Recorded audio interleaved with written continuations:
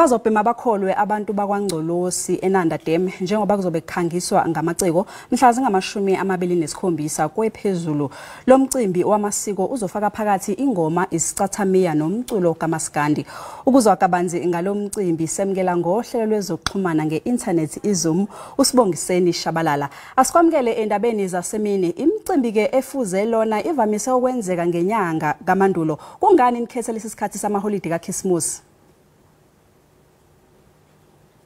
Sithe asikhethe ukuthi siubuyise manje ngoba bonke abantu bazobe sebebuyile besemakhaya, abasebenza eGoli, abasebenza eThekwini, abasebenza kuzo zonke indawo eSouth Africa bazobuya babesemakhaya. Sasithi ke asiuqondanise ukuthi bonke abantu bawuthole lo mcimbi wokugqugquzela abantu ukuthi bakhumbule bathande futhi umculo wabo.